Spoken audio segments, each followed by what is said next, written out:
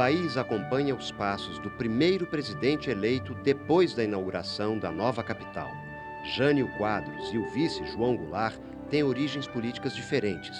A dobradinha Janjan chega ao poder com uma votação estrondosa. Havia a possibilidade de você votar tanto para presidente como para vice-presidente. E você, além de tudo, poderia misturar, quer dizer, você poderia votar para vice-presidente de uma chapa e você poderia votar para presidente de outra chapa. E é isso que permite uma eleição inusitada, que é a eleição de Jânio Quadros para a presidência e de João Goulart para a vice-presidência. Jânio Quadros vai ser eleito numa coalizão muito conservadora e Jango vai ser eleito numa frente com apoio mais à esquerda, né? Mas isso produz uma eleição com essas características e que vai ter consequências muito graves no momento em que Jânio Quadros renunciar.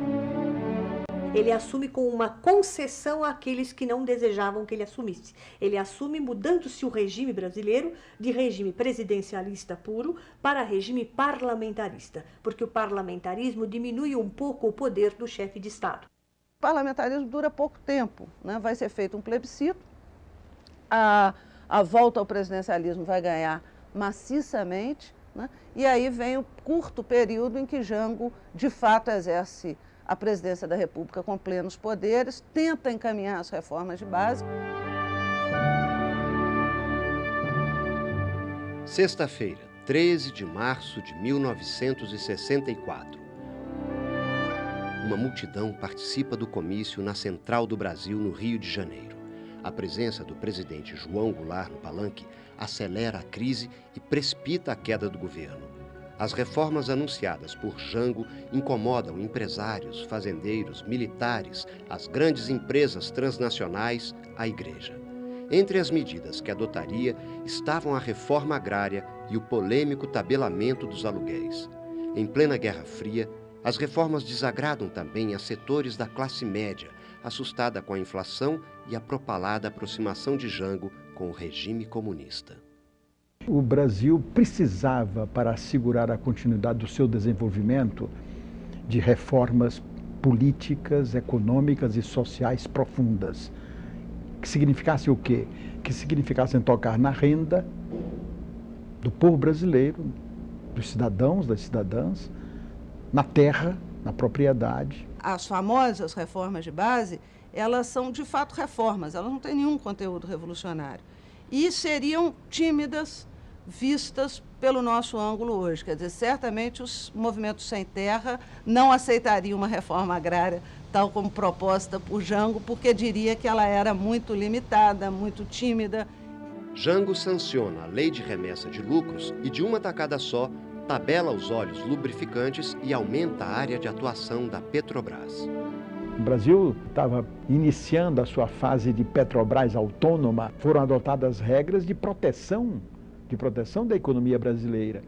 Por exemplo, de monopólio do Estado na importação do óleo, para impedir uma especulação gigantesca, absolutamente predatória de capitais e de interesses nacionais, de modo que tudo isso produzia um clima de confronto com interesses específicos de áreas privilegiadas do nosso país.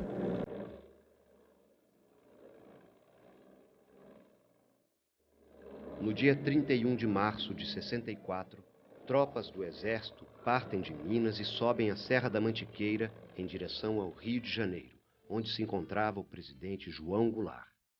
Estava deflagrado o golpe que mergulhou o país em 21 anos de ditadura. Uma tropa ligada ao Lacerda tentava prendê-lo, ele consegue escapar do Rio, vai para Brasília. Vai diretamente para onde ele morava, que era a Granja do Torto. E lá chamam uma meia dúzia de companheiros mais próximos, né? Eu tenho a honra de dizer que eu estava incluído. E aí se discute qual era o quadro, qual é o quadro, qual é o quadro. Nessa hora, há um telefonema do general Ladário, do Rio Grande do Sul. Esse presidente venha para o Rio Grande, porque não dá para esperar muito. Ele entrou no avião da Varig. A ideia era de constituir o governo em Porto Alegre. Eu falei para o Jango, olha, este avião da Varig não vai sair. Vimos que havia risco do presidente ser preso ali, já que era estranho que o avião não decolava. Disse para o Gengo, olha, nós estamos já com árvore do lado, se você quiser ir para o Rio Grande, vamos para esse avião.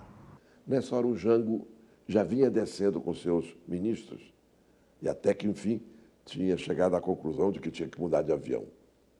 Passou por nós, despediu-se e disse, aguentem 48 horas, eu logo estou de volta. Por volta de 00:30 ou 1h, do hotel de Andrade, deputado do partido do presidente João Goulart, chegou dizendo que eles querem dar o golpe completamente com a conivência do parlamento. Estão tentando fazer a declaração de que o presidente abandonou o país. Metia um papel na máquina e batia esta última comunicação do governo. O presidente da República, Dr. João Goulart, incumbiu-me de comunicar ao Congresso Nacional que ele viajou da sede do governo da República para, no território nacional, a cidade de Porto Alegre, capital do Rio Grande do Sul. O hotel passou à mesa esse documento e aí o presidente do Senado Federal, que era presidente do Congresso Nacional, o senador Auro Moro Andrade, mentiu à nação. O chefe de Estado abandonou o governo. Assim sendo, declaro vaga a presidência da República.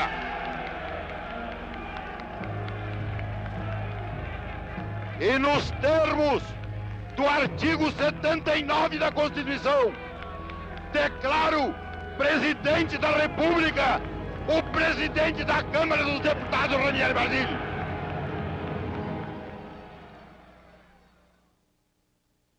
Tancredo, que era um homem muito elegante no trato, não é? Naquele instante levantou-se. Eu estava ao lado dele, na primeira fila. Levantou-se e gritou para o Moro Andrade, canalha, canalha! E o deputado daqui de São Paulo, o deputado Roger Ferreira, do Partido Socialista, que era um homem jovem ainda, forte, atlético, abre caminho e chega ao Moro Andrade e dá-lhe várias cusparadas. Não é? Eu costumo dizer que foram cusparadas cívicas.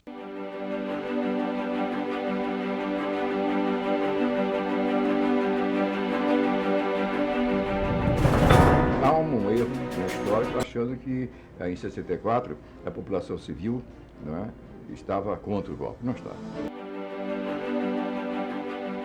Havia um grupo de igreja mais conservador que era pela queda do Jango, que era pelas passeatas de pátria, família e propriedade. A aliança civil e militar em Minas deflagra o golpe, mas o movimento ainda não tem o apoio de outros governadores e nem o consenso entre os militares. O golpe ele vai ser precipitado por Minas Gerais, por um general absolutamente irrelevante, que é o general Mourão Filho. E o coração mesmo, o cérebro militar, é um grupo que está no Rio de Janeiro, onde está o general Castelo Branco, onde está o general Golbery do Couto Silva, onde está o general Geisel, que é o que a gente poderia chamar do setor mais alinhado com os empresários e do setor que tem uma proposta de um projeto de modernização conservadora para o país. Começando a acompanhar o que sucedia no país, nós ainda esperávamos uma reação no Rio Grande do Sul. Estava um clima de golpe, mas eu não pensei que fosse naquela hora, não. Eu então liguei para o general Justino, com quem eu tinha um bom relacionamento pessoal. E perguntei a ele o que é que havia, 1h da manhã. Ele disse, não, está havendo um movimento revolucionário, as tropas do general Mourão estão caminhando para o Rio de Janeiro, mas eu, comandante do 4º Exército, estou firme com a legalidade, defendendo o governo do presidente João Goulart. No outro dia de manhã, 8h da manhã, eu fui para o Palácio do Governo.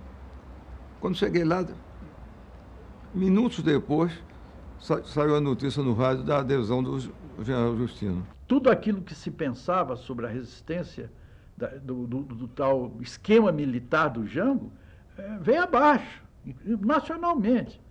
Mas a preocupação era de como resistir. Então eu ainda fui à Câmara e pronunciei, levei escrito um discurso, pronunciei num pinga-fogo um discurso, denunciando o golpe, né? Mas aí já havia ordem de prisão contra mim. Queriam duas cabeças imediatas em Brasília, a minha e a do deputado Francisco Julião, que era o homem das ligas camponesas. O Congresso continua funcionando, mas no dia 9 de abril, o comando das forças revolucionárias assume a direção política do país, baixa o ato institucional número 1 e abre o caminho para a cassação de mandatos parlamentares e suspensão de direitos políticos. A primeira lista de cassados tem 100 nomes, entre eles o de 40 deputados federais. Já não podia mais ir ao meu apartamento já tinha sido invadido. Eu entrei na embaixada da Iugoslávia, que era a única que podia nos receber em Brasília. As embaixadas ainda estavam todas no Rio de Janeiro.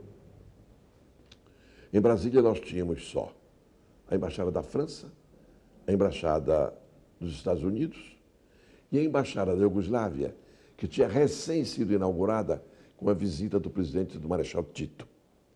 Mas era ainda absolutamente vazia, não tinha uma cadeira. Nós éramos os 2 meses na embaixada. Precisamos lembrar que aquilo era o tempo do auge da Guerra Fria. A Guerra Fria, ela dissemina uma imagem do comunismo e cria uma histeria anticomunista muito forte. O golpe, ele é tramado nacionalmente, digamos assim. São militares, são empresários que estão articulando com o apoio norte-americano. Havia uma operação de navios que estavam já na costa do Espírito Santo, com marinhos, com equipamento, com munição, com combustíveis, para intervir. É a Operação Brother Sun, que é uma operação de guerra, com um deslocamento de parte da Marinha Americana para o Brasil. Como o João Goulart caiu sem dar um tiro, não foi necessária a intervenção militar americana.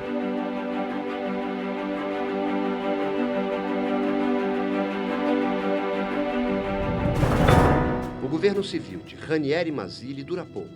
No dia 11 de abril, o Congresso elege indiretamente o primeiro presidente da República do regime militar.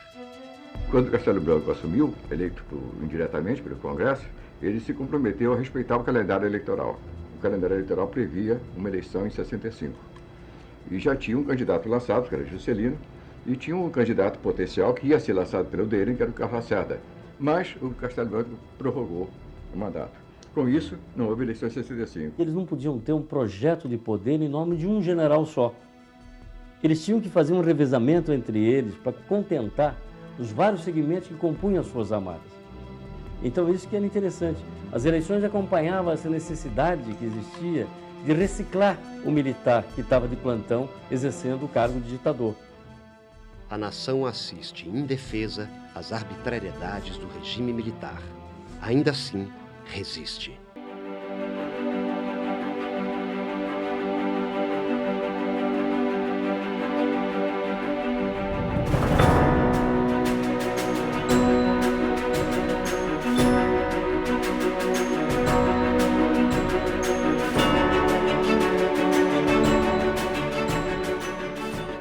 O controle político rigoroso não satisfaz aos setores mais radicais das Forças Armadas. Em outubro de 65, o presidente da República anuncia em cadeia nacional de rádio o ato institucional número 2. O regime se fecha um pouco mais. Da esquerda até a extrema-direita, da extrema a extrema, havia uns 12 partidos legais. Eles fecharam todos e criaram 2 artificiais. Um era a Arena, que era o oficial da ditadura, e outro MDB. O MDB foi composto para fazer o contraponto da Arena, para dar o caráter, assim, vamos supor, de democracia, né, ao regime. Do ponto de vista dos militares, sem dúvida, manter o Congresso aberto é muito importante para legitimar o regime. Eles confiaram em que a oposição seria uma oposição meramente formal, seria um partido do sim. E a Arena seria o do sim, senhor, né? Mas Felizmente, foi havendo uma evolução, porque a dignidade humana e os anseios humanos, enfim, tendem para a melhoria de tal forma que o MDB, que poderia ser, em certo momento, um partido do sim, foi virando um partido não e não mesmo. Ficaram no MDB algumas figuras que fizeram posição verdadeira. Tanto é que foram caçados logo depois. Outubro de 66. Eleições em todo o país para o Senado, Câmara dos Deputados e Assembleias Estaduais. O governo não gosta do resultado e caça o mandato de 6 deputados do MDB. Num gesto simbólico, os caçados se asilam nas dependências da Câmara. A reação do regime é imediata.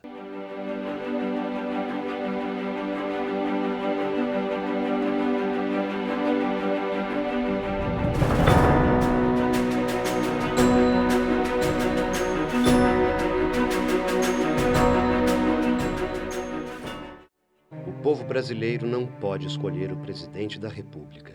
A eleição para governadores e prefeitos de capitais também é indireta. O regime monta um esquema de vigilância cerrada. Todo mundo é suspeito. Quem não se submete às regras é duramente perseguido. O governo ignora direitos e garantias constitucionais. No parlamento, vozes se levantam para denunciar arbitrariedades e torturas. O Congresso é fechado de novo. Dessa vez por quase um ano. Os militares, em meados de 68, já haviam decidido dar o golpe e acabar com todas as garantias constitucionais e democráticas que ainda existiam no país. E estavam procurando um pretexto. E eu fiz um discurso fazendo um apelo que as mulheres dos militares que estavam violentando a jovem população brasileira se recusassem a eles até que eles restaurassem a democracia. E também dizendo que o Exército Nacional se havia transformado num valha-couto de torturadores. Eles argumentaram que era um discurso ofensivo às Forças Armadas e pediram ao Congresso Nacional, os 3 ministros militares, que me dessem licença para que me processassem pela Justiça Militar. Ou seja, cassassem o meu mandato e me prendessem. Em dezembro de 68, eu escutei no rádio aquela voz desagradável do Costa e Silva, que eu conhecia ele muito bem, que foi no Conselho Universitário. Nunca tive respeito por ele, porque ele não se dava ao respeito. E eu assisti o Costa e Silva dizendo pelo rádio, lendo o AI-5. Foi o segundo golpe. O executivo era o centro da ditadura. E como ele era todo poderoso, era uma forma ditatorial, ele violava os outros poderes. O primeiro ato institucional é o de 9 de abril, que seria o único ato, mas em vez de ser o único, depois foram editando outros atos em cerca de 2 dezenas de atos, sendo que o mais terrível deles foi o AI-5, né? Antes que esses novos atos, as novas cartas outorgadas, que houve 2, a de 67 e a de 69, e os atos complementares, que foram centenas de atos complementares, houve até decretos que eram chamados decretos secretos. Como é que você pode cumprir uma coisa que é secreta? Mesmo dentro do MDB, a grande maioria era uma oposição silenciosa, que se confundia muito com a Arena. Mas existia um grupo que vinha da eleição de 70, que é o Grupo Autêntico, cujo exemplo irradiou na eleição de 74 e fez com que a bancada de deputados oposicionistas para valer ficasse maior. Não tinha mais nenhum grupo no Brasil que tivesse condições de fazer, não era vontade, tivesse condições de fazer o que nós conseguimos fazer, porque tínhamos certa imunidade em função de ser parlamentares. Imunidade, entre aspas, porque tínhamos o AI-5 em cima. E essa bancada é que impunha o ritmo no que diz respeito às denúncias, no que diz respeito à oposição à ditadura. E isso custou o mandato de muitos deputados. O Alencar Furtado, Elisandro Maciel, Marcos Tito. E a grande força desses deputados estava na medida em que eles traziam para dentro do parlamento o apoio do movimento social que estava lá fora. Por exemplo, tinha uma discussão sobre reajuste salarial, certo? E aí, então, esse grupo de deputados de oposição, de fato, se articulava com o movimento sindical e ocupava-se as galerias do Senado, da Câmara, para pressionar o Congresso para que votasse a favor das teses dos trabalhadores. Então, a ligação do movimento social com essa bancada parlamentar que existia dentro do MDB, é que foi o fator diferencial que surgiu a partir de 74. O endurecimento do regime atinge a todas as camadas da população que tem no Congresso o único canal de denúncia de prisões, torturas e outras medidas de exceção. Eu morava nessa época no Morumbi. Eu tomei o automóvel, era um Volkswagen, pequenininho, azul, para ir para a faculdade, que já era aqui na cidade universitária. E no rádio eu ouvi que eu tinha sido aposentado compulsoriamente. A imprensa tinha censura e não divulgava na íntegra tudo aquilo que acontecia. E a tribuna passou a ser um instrumento a ser utilizado pelas forças de oposição. Um companheiro nosso ligou de São Paulo, de um telefone público, e denunciou a prisão de Fernando Santa Cruz. E eu fui à tribuna e denunciei a prisão de Fernando Santa Cruz. Né? E todo mundo, a família, ficou sabendo que ele tinha desaparecido. Embora ele tenha sido morto depois, assassinado na prisão, mas ficou público essa questão. No final de 73, um exemplo de coragem do Congresso brasileiro surpreende o regime. O Grupo Autêntico do MDB lança a anticandidatura à presidência da República. O movimento varre o país de ponta a ponta. No momento em que Geisel está sendo escolhido presidente da República, Ulisses Guimarães sai pelo Brasil, né, como anticandidato à presidência da República. Né? Isso é inimaginável no regime de um Pinochet ou no caso dos militares na Argentina. Né? E isso tem um efeito importante. Mesmo apenas consentida, a oposição ganha o apoio da população e avança alguns passos na resistência ao regime.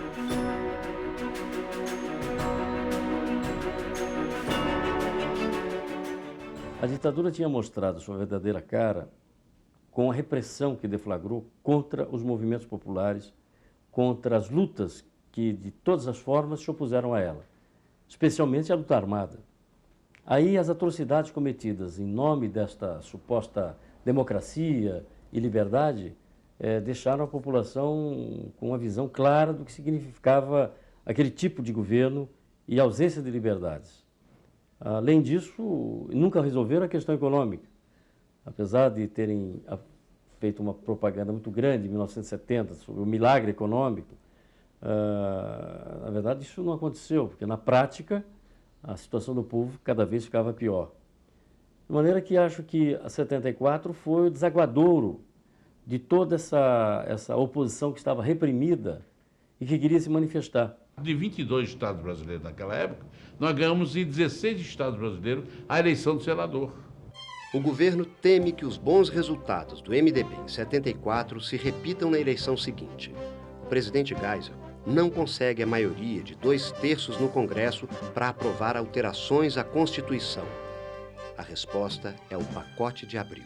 O Congresso é fechado de novo e surge mais um símbolo do retrocesso político, o senador biônico.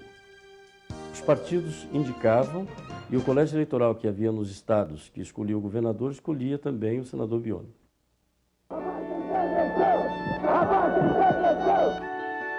A raiva, há tanto tempo contida, explode no coração da sociedade.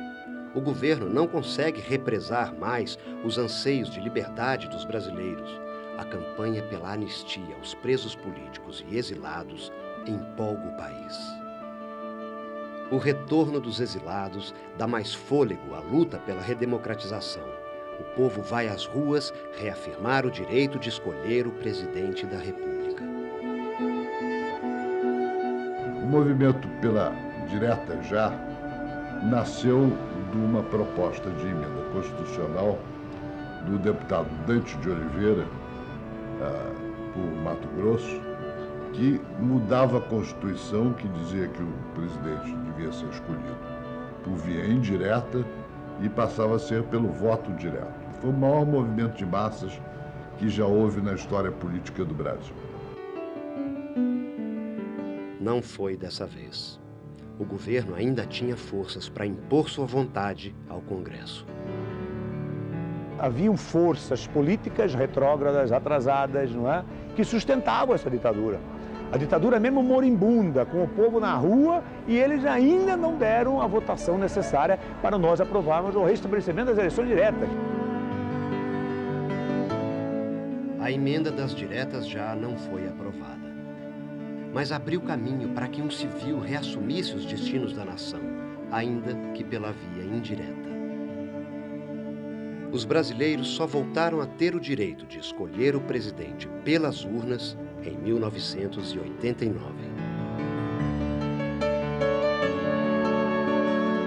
Quando a gente pensa que começou a reagir em 69 e só conseguiu eleição direta em 89, mas foi pouco tempo hoje na história, 20 anos. Mas para nós que convivemos 20 anos de ditadura, foi muito tempo. E para a eleição foi muito mais, porque a última eleição direta foi em 1960. Nós passamos praticamente 30 anos sem eleição. Mesmo nos momentos mais feios dessa história, mais negros dessa história, né, o Congresso, ainda que cerceado, jogou um papel muito importante de denúncia, de combate, e determinados parlamentares vão construir uma história muito bonita de resistência.